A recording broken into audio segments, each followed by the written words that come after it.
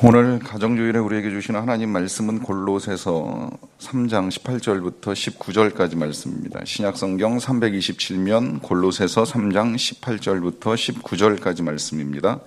이 계시의 말씀을 제가 받들어 읽어드릴 때 살아계신 주님의 음성을 들으실 수 있기를 바랍니다. 아내들아 남편에게 복종하라. 이는 주 안에서 마땅하니라. 남편들아 아내를 사랑하며 괴롭게 하지 말라. 아멘. 골프를 치던 남자가 공이 숲속으로 들어가는 바람에 공을 찾으러 숲에 갔다가 숲속에서 요정을 만나게 됩니다. 요정이 3가지 소원을 들어주겠다고 약속을 합니다. 단 주의할 건 당신이 받는 것에 부인은 2배를 받게 될 것이라고 말합니다. 곰곰이 생각하다가 남자가 첫 번째 소원을 말합니다. 제가 골프를 잘 치게 해주세요. 요정이 말합니다. 당신의 아내는 당신보다 2배 더 잘 치게 될 것이다. 남자가 괜찮다 그래요. 우리가 지금 부부들끼리 내기 골프를 치고 있는데 우리가 지금 꼴등이에요. 부부가 합산해서 성적을 내기 때문에 아내가 잘 치는 건 문제가 되지 않는다고 말합니다. 2번째 소원을 말합니다. 제가 백만장자가 되게 해주세요. 요정이 확인합니다. 당신의 아내는 당신보다 재산이 2배가 될 것이다. 남편이 말합니다. 전혀 문제되지 않습니다. 우리는 부부잖아요. 그럼 3번째 소원은 무엇이냐 물을 때 남자가 대답합니다. 저에게 약한 심근경색을 주세요. 남들한테는 있어 보이고 잘나 보이고 싶은 마음이 있지만 또 그 이면에는 이런 부부 사이에 벽이 있을 수 있나 하는 생각을 하게 되는데요. 실제로 그와 같은 일이 일어났다라고 한다면 그 일이 정말 그 남자에게 이제 행복을 가져다 줄 것인가 하는 질문을 해보게 됩니다. 우리는 이 소중한 것들을 하나님께로부터 거저 받게 되는 일이 있었는데 그게 진짜 얼마나 소중한지는 우리가 그걸 가지고 있거나 누리고 있을 때는 잘 모릅니다. 그러나 그것이 사라지게 될 때에 얼마나 귀했는가 하는 사실을 알게 됩니다. 일반적으로 우리가 지금 호흡하는 공기, 또 마시는 물, 그리고 이 가족들이 참 귀한 존재들 아닙니까?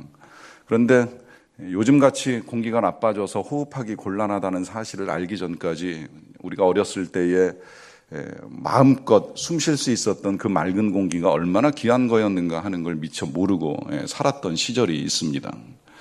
물을 돈 주고 사 먹는 이제 오늘날과 같은 시대가 이르기 전까지 우리가 아무 데서나 정말 쉽게 골짜기에 흐르는 물을 떠먹을 수 있고 수돗물도 정수하지 않아도 먹을 수 있다라고 했었을 때에 그 물이 얼마나 귀한 건지를 모르고 마시는 일이 있었습니다. 가족 또한 하나님께서 주신 소중한 선물임에는 틀림이 없습니다. 그럼에도 불구하고 가족을 귀하게 여기며 살아가는 일이 쉽지 않은 상황들을 이제 보게 됩니다. 그러다가 정말 이제 뜻밖의 갑자기 좀 이른 나이에 가족이 이별에 처해야 되는 상황에 놓이게 될 때에 사람들이 후회하는 것이 있죠. 절대 돈을 많이 못 벌어서 후회하지 않습니다. 혹은 자기가 하고 싶은 걸 못했다고 후회하는 사람도 별로 없습니다. 가고 싶은 데를 못 갔다고 거기를 못 가봐서 너무 인생이 후회스럽다 말하지 않습니다. 사랑하는 가족들과 함께 시간을 보내지 못한 것, 그리고 그 가족에게 사랑한다, 미안하다라고 하는 말을 쉽게 하지 못했던 것에 대한 후회가 남는 경우들을 이제 보게 됩니다. 그래서 우리는 그런 날들이 우리에게 도래하기 전에 먼저 이 가족의 소중함을 알고 또 이 가정을 지키기 위해서 애를 써야 합니다. 5월이 시작되는 첫 주에도 말씀을 드렸듯이 우리 하나님께서 우리에게 가정을 만들어 주시기 위해서 애를 쓰셨는데 그렇게 허락하신 이 가정 안에 우리가 참된 평화와 행복을 누리기 위해서는 우리 모두의 노력이 필요하다라고 하는 것입니다.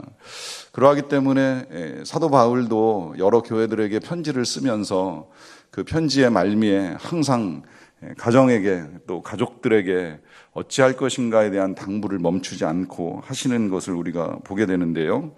오늘은 먼저 18절 말씀에서 아내들에게 이렇게 당부합니다. 아내들아 남편에게 복종하라. 이는 주 안에서 마땅하니라 그래요. 아내들을 향한 주님의 당부는 한 가지입니다. 그건 복종하라 하는 것이고, 그리고 그와 같은 일은 주님 안에서 마땅하다라고 하시는 이 말씀은 우리가 전에 들었던 말씀과 마찬가지로 주님을 기쁘시게 하는 일이고 너무나 당연한 일이기 때문에 꼭 그렇게 해야 된다라고 하는 말씀입니다. 여러분, 정말 남편에게 복종하시고 남편에게 순종하는 삶을 살고 계십니까? 근간에 이 남편들을 대상으로 하는 여러 가지 이야기들이 SNS에 떠도는데 그중에 이런 광고도 하나 실렸다 그래요. 남편을 팝니다. 구입한 지 30년쯤 되었는데 아직 쓸만합니다. 연봉은 6천만 원이고 그중에 2천만 원은 알코올 값으로 들어갑니다. 지금까지는 수리비가 크게 들지 않았는데 앞으로는 모르겠습니다. 구입하신 분께는 사은품으로 시어머니를 드리겠습니다. 이런 시대에 우리가 살고 있는데 과연 남편에게 복종하라라고 하시는 이 주님의 말씀이 어떻게 들릴지 모르겠어요. 특히나 이 복종은 또 순종하고 어감이 달라가지고 순종하라고 해도 할까 말까 하는데 복종 그러면 굉장히 억압적 느낌이 들잖아요. 그런 상황에서 남편에게 복종하라라고 하시는 이 말씀, 일단 우리가 먼저 알아야 될 것, 지난주에도 부모에게 순종하라라고 하시는 말씀, 부모님이 순종할 만해서 순종하시라 하는 것이 절대 아닙니다. 부모님을 순종할 수 없다라, 부모님께 순종하는 것이 쉽지 않다고 느껴질 때에도 순종해야 된다는 것입니다. 부모님을 공경하라, 공경할 만해야지 공경하지요? 아닙니다. 부모님이시기 때문에 공경하라 하는 것입니다. 마찬가지로 남편 복종할 만해야지 복종하지요가 아니라 복종할 수 없기 때문에 명하는 것입니다. 복종할 수 없는 그 남편에게 복종하라라고 당부를 하는 것입니다. 어느 미혼 자매가 결혼할 때가 돼서 목사님하고 말씀을 나누다가 이상형에 대해서 이렇게 고백을 했다 그래요. 저는 제가 존경할 만한 남자를 만났으면 좋겠습니다. 목사님이 그 자매에게 분명하게 일러주었다고 합니다. 그렇다면 자네보다 한 30살 정도 많은 남자를 찾아야 된다네. 자네 나이에 자네가 존경할 만한 남자를 찾는다는 건 거의 불가능한 일이네. 저는 목사님 말씀에 동의하면서도 한편으로는 목사님이 틀렸다고 생각을 해요. 사실 젊은 나이에 존경할 만한 남자를 만난다? 이거 정말 어려운 일이지요.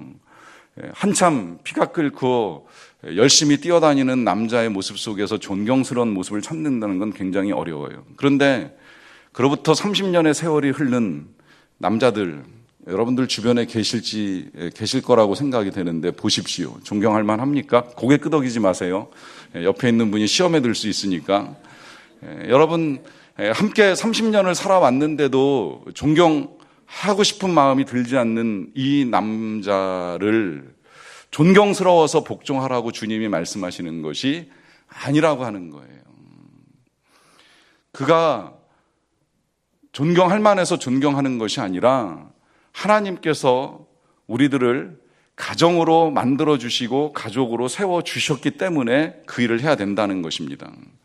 우리 하나님이 세상을 창조하실 때에 그 세상은 혼돈 가운데 있었습니다. 이 혼돈 속에 세상을 창조하실 때 하나님이 이 창조 세계 속에 만드신 원리는 질서입니다. 그래서 지금도 모든 세상이 질서 속에 들어갑니다. 하나님은 한 번도 이 질서를 깨트리시지 않았습니다. 그래서 지금도 때가 되면 해가 뜨고 해가 지고 또 비가 내리고 하는 이 질서 속에 우리가 살아가는데 때때로 한 번씩 이 질서가 흐트러지면 굉장한 혼란이 야기되는 걸 우리가 경험하는 일들이 있게 됩니다. 전쟁이 무서운 건 우리가 살아가는 삶의 질서들이 한순간에 확 깨져버리고 그 깨진 혼돈 속에서 많은 사람들이 고통을 받으며 살아가는 것이지요. 그러하기 때문에 이 질서를 지키고 질서 속에 살아가는 것이 굉장히 귀한 일인데 그것은 하나님께서 세상을 만드실 때뿐만이 아니라 가정을 만드실 때에도 동일한 원리를 세우시는 거예요. 그것은 아내는 남편에게 복종해야 되는 것이고 자녀는 부모를 순종하고 공경하는 것이 질서라고 하는 것이지요. 비록 부모가 공경할 만하지 못하다고 하더라도 혹 남편이 복종할 만하지 못하다고 하더라도 하나님이 세우신 질서 속에서 복종하고 공경하는 것이 맞다는 거예요. 이 원리는 사실은 교회에서도 다르지 않아요. 교회에 귀하지 않은 사람은 한 사람도 없습니다. 더 귀한 사람도 없습니다. 다 똑같습니다. 다 똑같지만 그러나 교회에도 하나님이 질서를 두셨기 때문에 그 질서 속에 때로는 존중하고 순종하고 공경하는 일들이 일어나게 되는 것이지요. 그래야 교회 공동체가 거룩하게 하나님의 뜻을 이루며 나아갈 수 있기 때문입니다.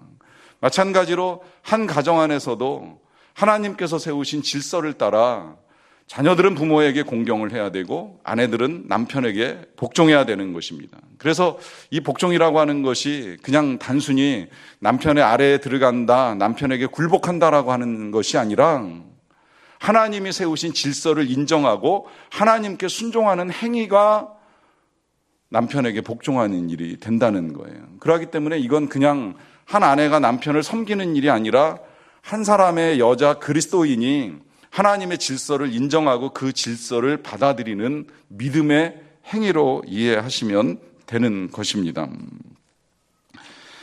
반대로 이제 남편에게도 주님이 당부하시는 말씀을 19절에서 보게 되는데요. 남편들아 아내를 사랑하며 괴롭게 하지 말라라고 말씀을 합니다. 이 말씀 속에는 이제 두 가지를 당부하는 거예요. 하나는 사랑하라라고 하는 것이고 또 하나는 괴롭게 하지 말라라고 하는 말씀을 하고 계십니다. 자, 남편에게 아내를 사랑하라라고 하는 이 당부를 하는 이유가 무엇 때문일까요? 이 또한 복종하라라고 명하셨던 명령과 크게 다르지 않는 거죠.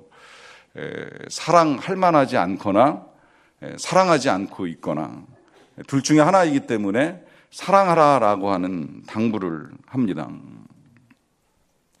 간혹 저도 실제로 이제 그런 여집사님을 뵙는 일이 있긴 있었습니다만은 간혹 여자 집사님들 중에 결혼한 지 10년이 지났어도 남편을 보면 마음이 설렌다.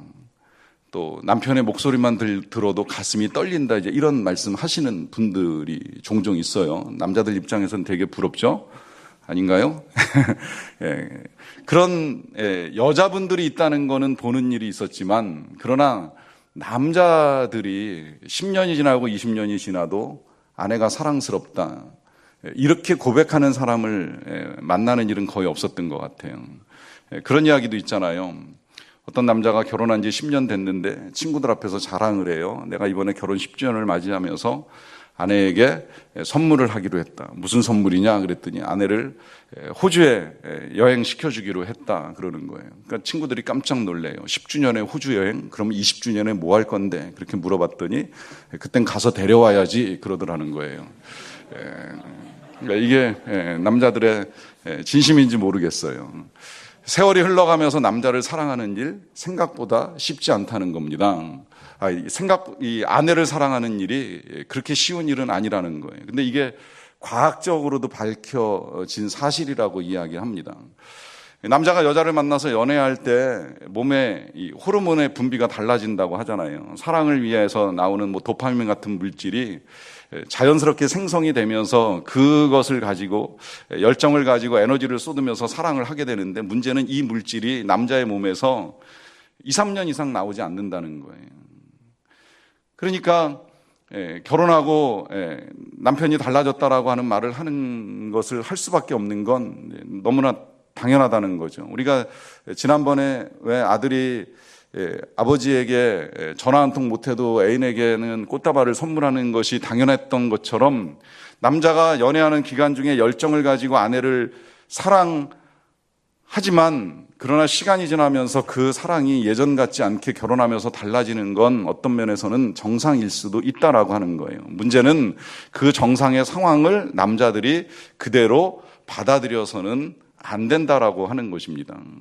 왜냐하면 사랑이라고 하는 것은요, 두 가지로 나뉘어지는데 되니까 하는 사랑이 있고요, 해야만 하는 사랑이 있습니다. 우리가 연애할 때 이제 사랑을 쉽게 말하면 되니까 하는 거예요. 자연스럽게 정말 보고 싶고 만나고 싶고 만났다가 헤어지면 또 보고 싶고 그래서 다시 연락하고 또 언제 만날 것인지 약속하고 기다리고 사모하고 하는 이런 사랑은 누가 시키지 않아도 다 저절로 돼요. 그러나 때때로 해야만 하는 사랑 있잖아요. 그야말로 우리가 그리스도인으로 교회를 섬기는 일로부터 불우한 사람, 어려운 사람 도와주고 하는 건 대서하는 사람 없습니다. 해야만 하는 사랑이에요. 또 의지적으로 우리가 그걸 할 수 있는 의지를 발동해야 돼요. 때로는 그런 사랑이 부모와 자녀와의 사랑에서도 흘러나올 수 있어요. 자녀가 부모를 사랑하는 건 되니까 하는 사랑이 아니기 때문에 부모를 공경하라, 부모님께 순종하라 하는 건 해야만 하는 사랑인 거예요. 그런데 이런 사랑은 부부간에도 마찬가지입니다. 연애할 때 뜨거웠던 그 감정이 시간이 지나면 변하고 달라지기 때문에 그걸 그 상태로 방치하는 것이 아니라 해야만 하는 사랑으로 바꿔가야 된다는 거죠. 그래서 여기 오늘 아내를 사랑하라라고 하는 이 말씀은 헬라어 단어로 아가파테라고 하는 단어가 쓰였는데 그 단어는 아시는 대로 아가페의 명령형입니다. 여러분들 헬라어의 사랑을 설명하는 여러 가지의 단어가 있다는 걸 들어보셨을 거예요. 육체적인 사랑을 말하는 에로스로부터 철학적 사랑을 말하는 필리아, 우정을 말하는 스톨게까지 여러 사랑의 용어들이 있는데 지금 사도 바울이 이 골로새 교회에 편지를 쓰면서 남편들에게 부탁하는 사랑은 아가페 사랑입니다. 이 아가페 사랑을 아시지요? 부모가 자식을 사랑하는 것이고 하나님이 우리를 사랑하는 거예요. 그 사랑에는 조건이 없습니다. 특별히 사랑할 만해서 사랑하는 것이 아니라는 거예요. 존재 자체를 사랑하는 거예요. 사랑하기로 결정하고 사랑하는 거예요. 사랑할 수 없을 때에도 사랑하는 거예요. 자녀가 기쁨을 줄 때만 사랑하는 것이 아니라 자녀가 괴로움을 주고 고통을 줄 때에도 그를 향한 사랑을 끊을 수 없는 부모의 사랑으로 사랑하는 거예요.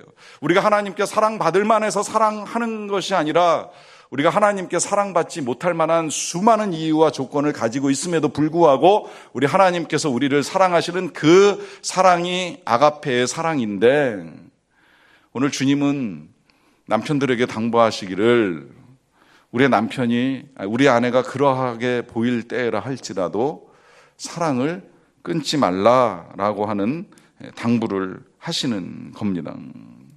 그러하기 때문에 여러분 사랑은 마음이 움직이고 감정이 동해서 하는 것이 아니라 의지적으로 결단을 하셔야 되고 그 의지가 실천으로 나타나셔야 된다는 거예요. 시간이 흘렀기 때문에 더 이상은 사랑할 수 없어, 내 마음에 사랑이 끓어오르지 않는다 해서 쉽게 포기하는 그런 사랑이 아니라 그런 마음의 상태에서도 하나님이 내게 명하신 그 사랑으로 나도 사랑하겠다라고 하는 분명한 마음을 갖게 되는 것이지요. 그게 어려우면 우리가 이 시점에서 한 번 더 우리를 향한 우리 하나님의 사랑을 다시 헤아려 볼 필요가 있어요. 우리는 정말 하나님께 사랑받을 만해서 사랑을 받은 존재인가?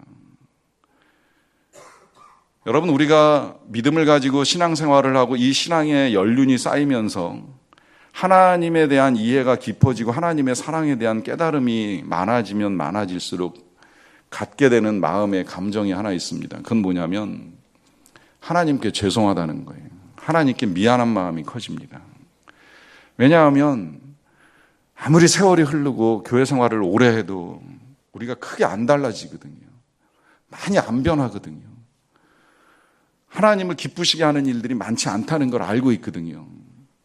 제대로 한 주간을 사셨느냐라고 질문하면 자신 있게 대답할 만한 것들이 많지 않다는 걸 보게 되거든요. 그러다 보면 이런 우리를 향한 하나님의 사랑은 너무 변함이 없이 한결같으신데 우리의 이 부족함 때문에 하나님께 죄송하고 미안한 마음이 커지는 거죠. 그런데 이런 마음을 가지고 있음에도 불구하고 언제나 하나님은 그래도 너를 사랑한다고, 나는 너를 포기하지 않는다고, 나는 너를 버리는 일이 없을 것이라고 분명하게 말씀해 주시는 이 하나님의 사랑, 그 사랑 때문에 우리가 살고 있는 거예요. 우리의 죄 때문만이라면 벌써 죽었어도 수없이 여러 번 죽었어야 될 우리의 인생을 지금도 살려주시고 기회를 주시고 은혜를 베푸시는 것은 우리가 사랑받을 만해서 사랑하시는 것이 아니라 사랑받을 수 없음에도 불구하고 사랑하기로 결정하신 하나님의 사랑 때문에 우리가 살아가고 있는 것이지요. 오늘 우리에게 주님이 부탁하시는 사랑은 바로 그런 사랑입니다. 사랑할 만해서 사랑하는 것이 아니라 사랑할 수 없는 마음이 들 때에도 사랑할 것을 부탁하시는 것입니다. 더 나아가서 주님은 남편들에게 아내를 괴롭게 하지 말라라고 하는 당부까지 하시는 것을 볼 수가 있습니다. 근간에 새롭게 정의된 이 사랑에 대한 정리 중에 그런 표현을 들어보셨을 거예요. 사랑이라고 하는 건 상대방이 좋아하는 것만을 해주는 것이 아니라 상대방이 좋아하지 않는 것을 하지 않는 것이다. 이게 지금 오늘 성경 말씀하고도 이제 맥이 통한다고 볼 수 있겠는데요. 상대방이 원하는 선물을 하고 편지를 써주고 애정 표현을 하는 것도 중요하지만, 그러나 때로는 상대방이 제발 이걸 좀 안 했으면 좋겠다라고 생각하는 것을 안 하는 것도 필요하다는 거예요. 이게 하나님과 우리 관계에서 보면 하나님이 싫어하는 것이 무엇인지 명백하잖아요. 하나님은 죄를 싫어하세요. 죄 짓는 걸 원치 아니하세요. 그 죄는 다양한 형태로 나타날 수 있습니다만, 우리가 하나님이 기뻐하시는 예배를 드리고 봉사를 하고 섬기고 사랑을 하는 것도 필요하지만, 하나님이 원치 않으시는 죄를 삼가하고 짓지 않는 것도 필요하다는 거예요. 그러하기 때문에 교회 공동체 안에서는 함께 섬기는 일도 중요하지만, 섬기는 공동체 구성원 간에 사랑하고 용서하고 화해하고 하나를 이루는 일도 같이 이루어갈 수 있어야 된다라고 하는 겁니다. 이것이 진짜 하나님을 향한 우리의 사랑을 드러내는 행위가 된다라고 하는 것입니다. 그러하기 때문에 가정 안에서도 상대방이 원하는 것을 하는 것도 중요하지만, 상대방이 원하지 아니하는 것, 상대방의 마음을 괴롭게 하는 것이 있다라고 하면 그걸 멈추는 일도 필요하다라고 하는 것입니다. 한 가정 이야기만 더 할게요. 남편이 세상을 떠날 지경이 다 됐어요. 아내하고 마지막 대화를 나눕니다. 내가 더 이상 세상을 못 살 것 같아. 아내가 그런 말씀 하지 마시라 하는 말을 합니다. 그러자 남편이 아니야, 이젠 힘들 것 같아. 그 대신에 내가 유언 하나 할게. 아내가 무슨 말씀이라도 하세요라고 귀를 기울입니다. 그때 남편이 말합니다. 나 죽거든 절대 혼자 살지 말어. 외롭게 혼자 살 이유가 없어. 반드시 재혼해서 행복하게 살아. 아내가 속으로 생각을 했어요. 아, 이 남자가 정말 죽을 때 철들다더니 기특하게 이런 말을 다 하네. 그때 남편이 계속 말을 이어나갑니다. 재혼을 한다면 내 친구 아무개 알지? 그 친구하고 꼭 결혼을 했으면 좋겠어. 아내가 의아해서 물어봐요. 그 친구는 당신을 제일 괴롭게 해서 당신이 제일 싫어하는 친구 아니냐고. 그때 남편이 말하지요. 그게 내가 그 친구한테 해줄 수 있는 가장 큰 복수이기 때문에 그래. 얼마나 괴로움을 받았는지는 모르겠지만, 여러분, 임박한 임종 앞에 이런 대화를 주고받는 부분은 없으리라고 생각을 해요. 저는 목회를 하면서 이제 잊지 못하는 몇 가정이 있는데요. 실제로 젊은 나이에 갑자기 간암이 발병되었다는 사실을 전해 듣고 신방 요청을 받게 되는 일이 있었어요.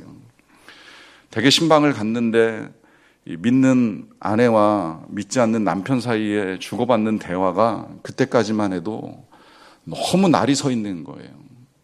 좀 제가 함께 그 자리에 있기가 민망할 정도로 이 부부 사이에 주고받는 대화가 너무 무섭습니다. 그리고 실제로 그 부부의 관계가 좋지 않았다는 사실을 그 전에 이제 신방하는 과정 중에 듣는 일이 있었기 때문에, 그때 남편의 발병 사실은 오히려 이제 그 가정의 회복을 위하여서도 필요하지 않겠나 싶어서 빨리 달려가서 함께하는 시간을 가졌는데, 참 어려웠어요. 어려웠지만 그럼에도 불구하고 남편을 잘 설득해서 같이 예배도 드리고 기도하는 시간도 이제 가지게 되었습니다. 근데 참 안타깝게도 정말 짧은 시간에 남편의 병세가 급격하게 악화가 되고, 이제 그래서 신촌 세브란스 병원에 입원하시게 되는 일이 있었어요. 그래서 다시 이제 병원으로 신방을 갔습니다. 병원으로 신방을 갔는데 정말 남편이 곧 세상을 떠나실 것 같은 이제 그런 모습이에요. 그러다 보니까 이제 그 상황에서 이 부부가 주고받는 대화를 같이 옆에서 듣게 되는 일이 있었습니다. 그 대화가 이렇게 되더라고요. 부인 집사님이 먼저 남편에게 말하시는 거예요. 당신 사랑해.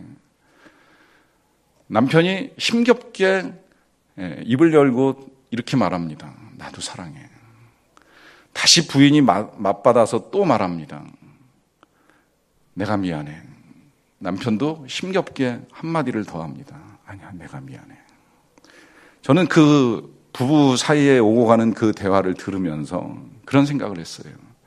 이 대화가 왜 이 자리에서 이렇게 주고받아야만 하는 것인가? 왜 그 전에 수많은 시간들이 있었을 텐데 그 많은 시간들을 다 버려두고 이 짧은 시간, 얼마 남지 아니한 이 시간들 속에서 이렇게 주고받아야 되는 대화가 되었는가? 여러분, 혹시라도 오늘 사랑하는 남편이 내 마음에 들지 않거나, 혹 아내가 내 마음에 들지 않거나, 혹 자녀가 내 마음에 들지 않거나, 부모님이 내 마음에 들지 않거나 하신다면 조금만 생각을 좀 바꿔보십시오. 혹시 무슨 일이 있지 않았을까?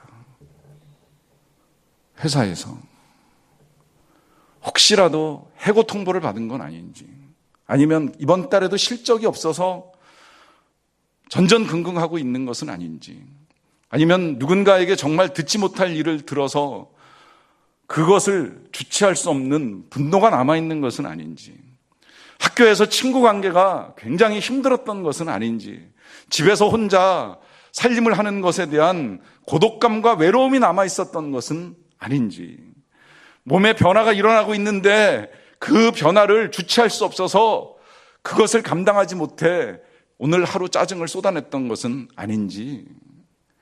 여러분, 가족은 하나님께서 그런 힘든 상황들 속에서 서로 더 이해하고 더 알아주고 더 위로하라고 하나님이 허락하신 귀한 공동체입니다.